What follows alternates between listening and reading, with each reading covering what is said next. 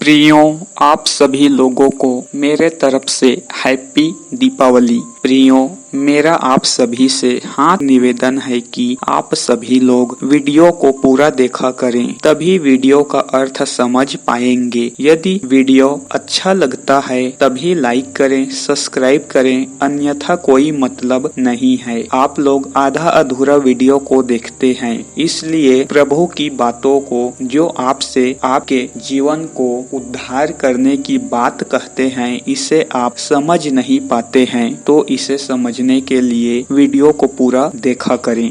प्रियों, next video में मैंने बताया था जीवित मरना क्या है। कबीर दास जी ने ऐसा क्यों कहा, इसका क्या अर्थ है। आप सभी लोगों के मन की डाउट को हटाने के लिए, आप सभी लोगों के मन की चिंता को दूर करने के लिए यह वीडियो बनाया गया है। कबीर दास जी कहते हैं, जीवित मरने के बाद ही मनुष्य वास्तव में ईश्वर का सच्ची स्वरूप का दर्शन पा सकता है। प्रियों, आइए अब हम इसके सार बात को समझते हैं। कबीर दास जी कहते हैं कि हे मनुष्यों, ये जो गुरु दर्शन या सत्संग के लिए आप लोग एक स्थान से दूसरे स्थान जाते हैं और इसे निरंतर सुचारू रूप से बनाए रखनी चाहिए। दूसरी ओर आपको अचानक से किसी दिन कोई आवश्यक काम भी आ जाता है और आप लोग उस काम को छोड़कर सतगुरु की सेवा या सत्संग में पहुंच जाते हैं। कबीर दास जी ने इसे ही मनुष्य का जीवित मरना कहा है।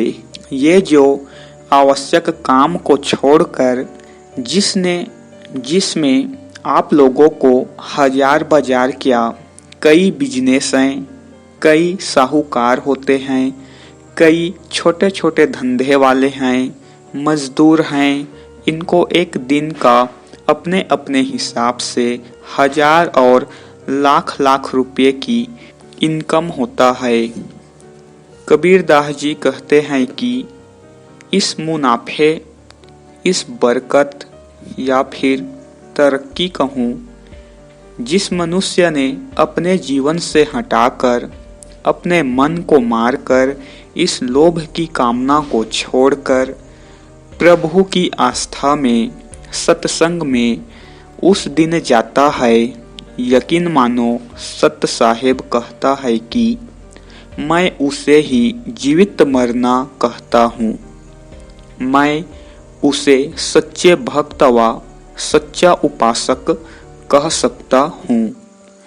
प्रियों, अपने काम को महत्व मत दो, क्योंकि आज नुकसान धन का होगा, मगर जो सत्संग के जरिए आपके गुरु के मुख से निकले शब्द के द्वारा ईश्वर का दर्शन होगा, क्या तुम उसे भरपाई कर पाओगे? नहीं। कबीर दास जी कहते हैं कि इसलिए सत्संग, गुरु की आराधना को निरंतर बरकरार करने की बात कहते हैं। इसी से आप असल जीवन में आत्मबोध अर्थात अपने उद्धार की ज्ञान की ज्योति को जला पाएंगे। प्रियों, कबीर साहेब ने हमें एक कहानी के माध्यम से समझाया है, जिसे सुनने के बाद हम समझ पाएंगे कि यह कार्य वही कर सकेगा जो जीवित मरा है। कबीर साहेब कहते हैं, एक व्यक्ति को अति आवश्यक काम के लिए कहीं जाना था।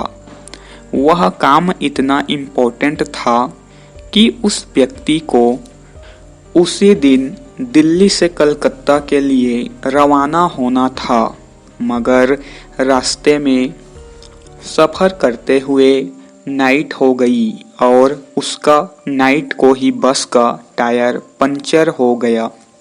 अब वह इधर उधर भटका कि कोई साधन मिल जाए और उसे सुबह तक वापस लौटना था। वहाँ एक ऑटो वाला मिला और वह रवाना हो गया। रास्ते में थोड़ी दूर गई और उनका रोड एक्सीडेंट हो गया। कबीरदास जी कहते हैं कि उस व्यक्ति का उसी समय देहांत हो गया। अब उसको सुबह गुरु के सत्संग में भी जाना था और वह मर गया।